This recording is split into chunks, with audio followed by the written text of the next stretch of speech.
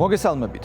დღეს ყველა შეჩვეულია აზრს, რომ ევროკავშირის ქვეყნებში ძირითადი ევროსკეპტიკოსები არიან უნგრეთისა და სლოვაკეთის ლიდერები, ვიქტორ ორბანი და რობერტ ფიცო. ეს აზრი ნამდვილად მართებულია და ამას ისიც განაპირობებს, რომ ორივე მათგანი პრემიერ-მინისტრია, მათ ქვეყანაში მართვის სადავეები მათივე ხელშია და მათ სიტყვას შესაბამისად მეტი წონა აქვს. თუმცა ევროკავშირის ქვეყნებში კიდევ არიან სხვა ევროსკეპტიკოსებიც, რომლებიც არანაკლებ ეწინააღმდეგებიან იმ პოლიტიკას, რომელსაც ევროკავშირის სტრუქტურები ატარებენ. ერთ-ერთი ასეთი ქვეყანა არის ხორვატია, სადაც გასული წლის მიწურულს საპრეზიდენტო არჩევნები გაიმართა. მეორე ტური კი იანვარში ჩატარდა და ხმების დაახლოებით 75% მოქმედმა პრეზიდენტმა ზორან მილანოვიჩმა მიიღო. მხარდაჭერა ნამდვილად შთამბეჭდავია. როდესაც მოსახლეობისა და ამომრჩევლის 3/4 ხმების მიღებას ახერხებს კანდიდატი, ეს ნიშნავს, რომ მის პოლიტიკაში არის რაღაც ისეთი, რაც საერთო ხედვასა და მოთხოვნებს ეხმაურება და აკმაყოფილებს. ასეთი ზორან მილანოვიჩის პოზიციებში, როგორც ჩანს, უკრაინის ომისა და ამ ომთან დამოკიდებულების საკითხი იყო. აქვე უნდა აღვნიშნოთ, რომ ხორვატია საპარლამენტო რესპუბლიკაა და პრეზიდენტს სიმბოლური როლი აქვს. მიუხედავად ამისა, ზორან მილანოვიჩი ეროვნულ და სახელმწიფოებრივ პოზიციებს ღიად აჟღერებს. შესაბამისად, საპრეზიდენტო არჩევნებმა ერთგვარი საინტერესო დაპირისპირების ფორმა მიიღო სახელმწიფოებრივ და სუვერენულ ხედვებსა და პროევროპულ და ევროპა-ცენტრისტულ ხედვებს შორის. ზორან მილანოვიჩი კატეგორიულად ეწინააღმდეგებოდა უკრაინის ნატოში გაწევრიანებას და ამ პოზიციებს უკრაინაში ომის დაწყებამდე რამდენიმე დღით ადრეც მკაფიოდ ამბობდა. ომი 2022 წლის 20 თებერვალს დაიწყო. 18 თებერვალს კი მილანოვიჩი ამბობდა, რომ ნატოს გაფართოება და უკრაინის მასში გაწევრიანება ხორვატიის ინტერესებს უპირისპირდებოდა. მას კარგად ესმოდა ისიც, რომ ასეთი გზავნილები საბოლოო ჯამში შეიძლება ომით დასრულებულიყო და ნატოს გაფართოების საწინააღმდეგო პოზიციის ახსნა მარტივი იყო. ასეთ სცენარში შეიძლება უკვე ხორვატი ჯარისკაცების გაშვება მოეთხოვათ საომარ მოქმედებებში ან ქვეყანაში, სადაც ომი მიმდინარეობს. ასეთ დროს კი მოვლენების განვითარების პროგნოზირება ძნელია. სხვათა შორის დღეს ევროკავშირის წევრი ქვეყნები აქტიურად განიხილავენ უკრაინაში ევროპელი სამხედროების გაგზავნის შესაძლებლობას. უბრალოდ ჯერ შესაბამისი ფორმა ვერ მოუფიქრებიათ. ევროკავშირის წევრი ქვეყნების უმეტესობა ნატოს წევრიც არის. ნატოში წამყვან ქვეყანას შტატებს და მის ახლანდელ ადმინისტრაციას განსაკუთრებით ნამდვილად არ სურთ უკრაინაში რაიმე ფორმით ჯარების გაგზავნა. ყოველ შემთხვევაში მანამ, სანამ აქტიური საომარი მოქმედებები მიმდინარეობს. სხვათა შორის შტატების ახლანდელი ადმინისტრაცია ვახსენეთ და შეიძლება ესეც ყოფილიყო ფაქტორი, რამაც ხორვატიაში საპრეზიდენტო არჩევნებზე მოახდინა გავლენა. შტატებში ნოემბერში ჩატარებულმა საპრეზიდენტო არჩევნებმა და დონალდ ტრამპის გამარჯვებამ სუვერენული პოლიტიკის გამტარებლებსა და მათ მხარდამჭერებს ევროკავშირის ქვეყნებში მნიშვნელოვანი ბიძგი მისცა. ერთ-ერთი ასეთი კი ზორან მილანოვიჩიც არის. ზორან მილანოვიჩს ეკუთვნის სიტყვები, რომ ვაშინგტონი და ნატო პროქსი ომს აწარმოებენ რუსეთთან უკრაინის საშუალებით, მაგრამ თუ არ არსებობს საბოლოო მკაფიო მიზანი და გეგმა, ყველაფერი შეიძლება დამთავრდეს ისე, როგორც ავღანეთში. პროქსი ომი ეს არის დიდი სახელმწიფოს მიერ წამოწყებული ომი, რომელშიც თავად არ არის ჩართული. ამ სიტყვებით მილანოვიჩმა შტატების მაშინდელი პრეზიდენტის ბაიდენის ადმინისტრაცია ომისადმი ინტერესში დაადანაშაულა და ჩვენც არაერთხელ მოგვიყვანია მაშინდელი ადმინისტრაციის წარმომადგენლების სიტყვები შტატების სტრატეგიულ ინტერესებში რუსეთის დასუსტების კუთხით და ომის საშუალებით ამერიკული ეკონომიკის გაძლიერების მიმართულებით. მილანოვიჩის კრიტიკა უკრაინის ნატოში გაწევრიანებასთან და ომთან დაკავშირებით მართლდება. დღეს თავად შტატების პრეზიდენტმა დონალდ ტრამპმა შეცვალა უკრაინასთან მიმართებით რიტორიკა. ტრამპის განცხადება, რომ ზელენსკი არ არის ანგელოზი, მას არ უნდა დაეშვა ომი და თურმე ზელენსკის გადაუწყვეტია, რომ უნდა ეომა, უკრაინის ომთან მიმართებით რიტორიკასა და ნარატივს თავდაყირა აყენებს. არადა ამ განცხადებას რეალური მოცემულობა უდევს საფუძვლად. ერთი მხრივ დავით არახამიას განცხადება, რომ სტამბოლის მოლაპარაკებები ბრიტანეთის ყოფილმა პრემიერ-მინისტრმა ბორის ჯონსონმა ჩაშალა და მეორე მხრივ გამოცემა ნიუ-იორკ ტაიმსის ინფორმაცია, სადაც ყოფილ სახელმწიფო მდივანს ომის მინისტრად მოიხსენიებენ და უკრაინაში ომის გაგრძელების მომხრედაც ასახელებენ. საბოლოო ჯამში ეს ყველაფერი ადასტურებს სწორედ იმას, რაზეც არაერთხელ გვისაუბრია, რომ უკრაინაში მიმდინარე ომი შტატების Deep State-მა და გლობალურმა ომის პარტიამ ისევ საკუთარი ინტერესებისთვის გამოიყენა და მას შესწირა ევროკავშირის წამყვანი ქვეყნების ეკონომიკურ-პოლიტიკური ინტერესები.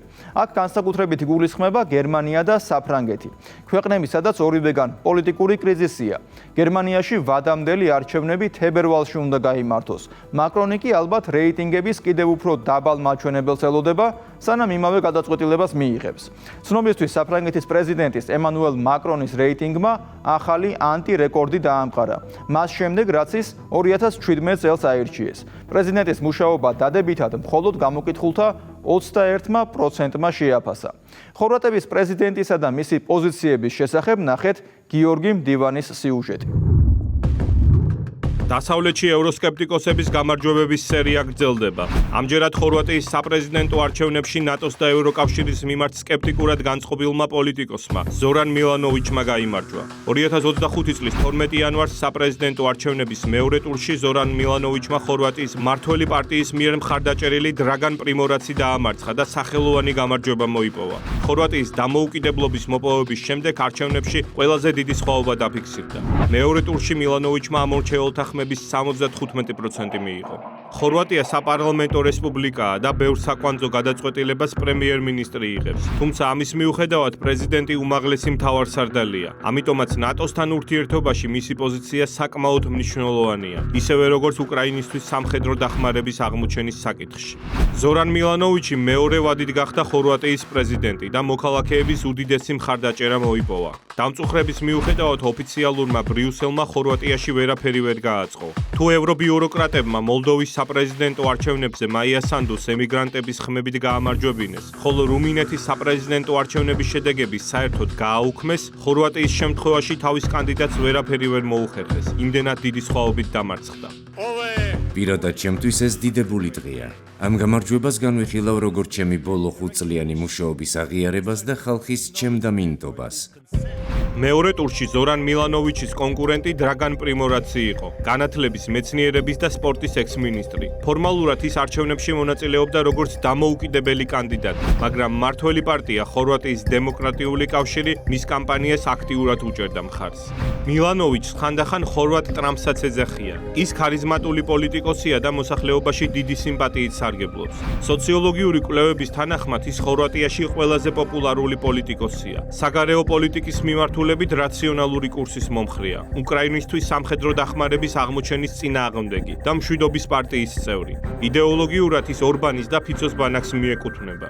2020 წლამდე, როდესაც მილანოვიჩმა პირველად მოიგო საპრეზიდენტო არჩევნები, ის სოციალ-დემოკრატიული პარტიის ლიდერი იყო. მილანოვიჩი უკრაინის ვადაგასულ პრეზიდენტს და უკრაინაში ომის გახანგრძლივების მცდელობებს საჯაროდ აკრიტიკებდა. უკრაინას მსოფლიოში ყველაზე კორუმპირებულ ქვეყნად მიიჩნევს. ხორვატიის პრეზიდენტი ერთი წლის წინ აცხადებდა ზუსტად იმას, რასაც ტრამპი ამბობს დღესდღეობით, რომ უკრაინის ომის აცილება შესაძლებელი იყო და ნატომ ყველაფერი გააკეთა უკრაინელების სისხლის ხარჯზე რუსეთთან დასაპირისპირებლად. 2014 do 2022 2004-2022 წლებში ჩვენ ხედავდით თუ როგორ აპროვოცირებდა ვიღაც რუსეთს, რომ ეს ომი წამოეწყო. ეს ომი დაიწყო და გეგმა როგორია? ერთი წელიწადი გავიდა და ჩვენ კვლავ ტანკებზე ვლაპარაკობთ. რატომ არ გააგზავნეს ომის პირველსავე დღეს? გერმანელები თუ ამერიკელები იქ არასდროს ჩავლენ. რა მიზანი აქვს ამ ომს? გამარჯვება ბირთვულ სახელმწიფოზე, რომელიც იბრძვის თავის საზღვრებთან? და შესაძლებელია კი ასეთი სახელმწიფოს დამარცხება ჩვეულებრივი შეიარაღებით. რა არის ამაზე პასუხი? შეიძლება კი მისი დაშლა. თუ სასოწარკვეთილი გახდა, რუსეთს შეუძლია 6000 ბირთვული ქობინის გაშვება და შემდეგ ყველა იტირებს. 2 თვის წინ ურსულა ფონ დერ ლაიენმა თქვა, რომ 100,000 უკრაინელი ჯარისკაცი დაიღუპა, რაც იმას ნიშნავს, რომ 250,000 დაიჭრა. თუ 100-ია საქმე, მაშინ უკვე 150,000-ია დაღუპული. რუსეთს აქვს უპირატესობა ამუნიციაში, არტილერიაში და ყავს ულიმიტო რაოდენობის სამხედროები. რას მოიმოქმედებს უკრაინა, როცა ცოცხალი ძალის გარეშე აღმოჩნდება? მე არ გახლავართ უკრაინის პრეზიდენტი, მაგრამ თანაგრძნობას უცხადებ უკრაინელებს. უშინდელ პაციფისტებსა და მშვიდობისთვის მებრძოლთ ახლა სურთ სხვათა სისხლის დაღვრა, თუმცა საკუთარი რისკის გარეშე. ეს ძალიან ამორალურია, რასაც ჩვენ კოლექტიური დასავლეთი ვაკეთებთ. რუსეთში ხელისუფლების შეცვლა გამოსავალი არ არის. ხარკოვში გერმანული ტანკები კიდევ უფრო შეაკავშირებენ რუსებს და კიდევ უფრო დაახლოებენ ჩინეთთან, რაც უკვე მიმდინარეობს. ეს პოლიტიკურად არ არის ბრძნული და აზიანებს დასავლეთს. Napili krvi nekome, ali ne oni. მშვიდობის პოლიტიკით და ხორვატიის ეროვნული ინტერესების წინ წამოწევით მილანოვიჩი მმართველ პარტიას, ხორვატიის პრემიერ-მინისტრს და ევროპარლამენტის წევრ ანდრეი პლენკოვიჩს უპირისპირდება. ანდრეი პლენკოვიჩი ხორვატიის დემოკრატიულ კავშირს წარმოადგენს. ის ბრიუსელის კაცია და ურსულა ფონ დერ ლაიენის ხაზის გამტარებელი. მილანოვიჩს და პლენკოვიჩს შორის დაპირისპირება კიდევ უფრო გაამძაფრა უკრაინის ომმა. სლოვაკეთის პრემიერ-მინისტრი გლობალური ომის პარტიის წევრია და უკრაინის სამხედრო დახმარების მომხრე. პლენკოვიჩის წყალობით ხორვატია ანტირუსულ სანქციებს ერთ-ერთი პირველი შეუერთდა. 2022 წლის თებერვლის შემდეგ ხორვატიამ უკრაინას ჰუმანიტარული, სამხედრო და ეკონომიკური კუთხით 300 მილიონი ევროს ოდენობის დახმარება აღმოუჩინა. როგორც მილანოვიჩის დამაჯერებელი გამარჯვება გვიჩვენებს, ქვეყნის მოსახლეობის უმრავლესობა ევროკავშირის კურსს არ ეთანხმება. ქვეყნის პრეზიდენტი მილანოვიჩი პრემიერ პლენკოვიჩს იმაში ადანაშაულებს, რომ ის ევროკავშირის დირექტივებს ყურმოჭრილად ემორჩილება და ქვეყნის ინტერესებს ივიწყებს. პრემიერ-მინისტრის პოზიცია წარმოუდგენელია. მას იდეების ნაკლებობა აქვს და ეს აბსურდია. ბოლო 7-8 წელიწადში ოდესმე გაგიგიათ, რომ ხორვატიის მთავრობას წინააღმდეგობა გაეწია ბრიუსელის რომელიმე რეზოლუციისთვის. ლიბერალური პროპაგანდა მილანოვიჩს სტანდარტული სქემით დაუპირისპირდა, რასაც ყველა არასასურველი პოლიტიკოსის წინააღმდეგ იყენებს. მას პრორუსულის ეპითეტებით ამკობენ, მის წინააღმდეგ ნეგატიურ მესეჯბოქს აგორებენ, მაგრამ უშედეგოდ. დისკრედიტაციის ეს მეთოდები უკვე მოძველდა და მოსახლეობის დიდი ნაწილი ამას ყურადღებას აღარ აქცევს.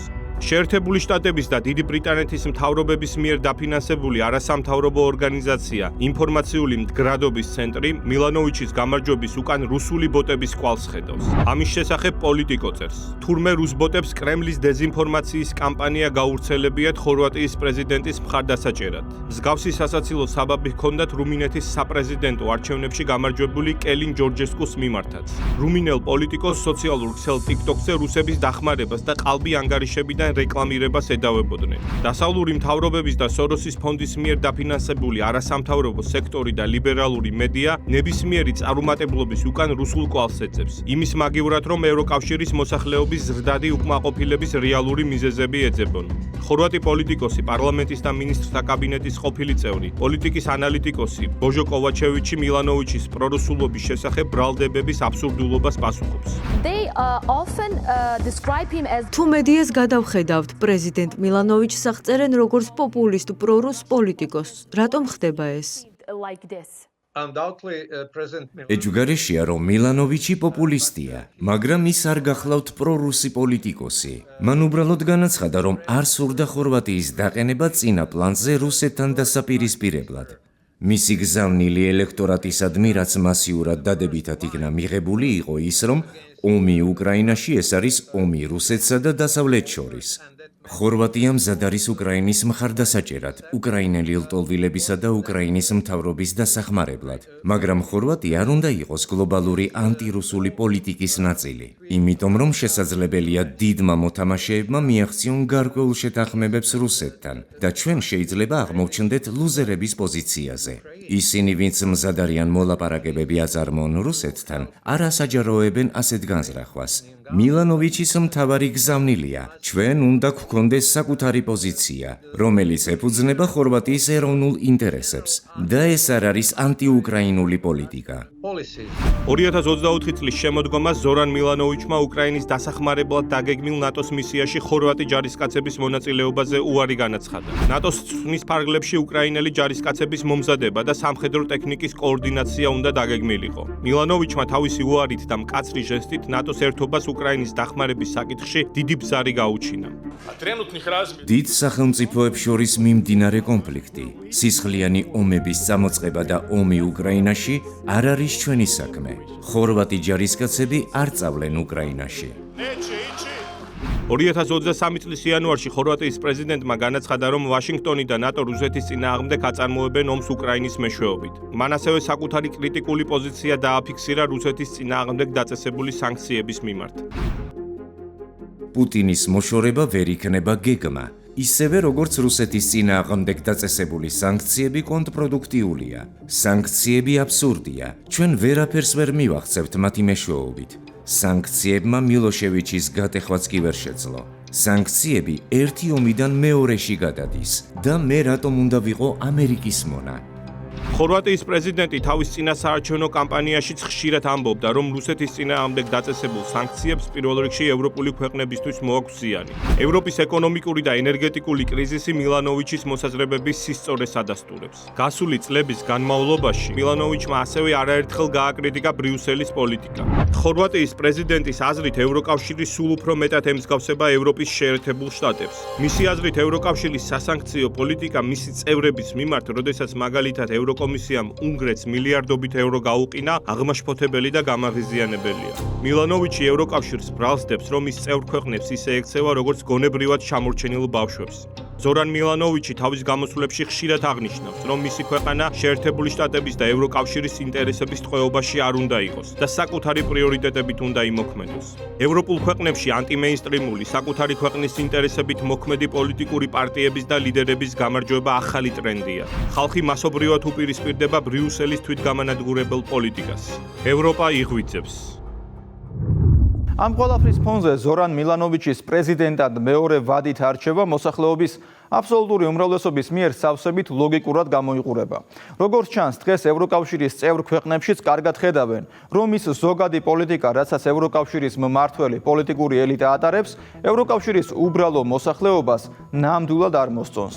არ მოსწონს იმიტომ, რომ შედეგებს თავად იმკიან. იქნება ეს უკრაინაში მიმდინარე ომის გამო გამოწვეული ეკონომიკური სირთულეები, LGBT პროპაგანდის გამო დარღვეული ცნობიერება, განსაკუთრებით ბავშვებში და არალეგალური მიგრაციის შედეგად გაზრდილი დანაშაულის მაჩვენებლები და შეცვლის გზაზე დამდგარი ევროპული ეთნიკური, დემოგრაფიული თუ იდეოლოგიური სურათი.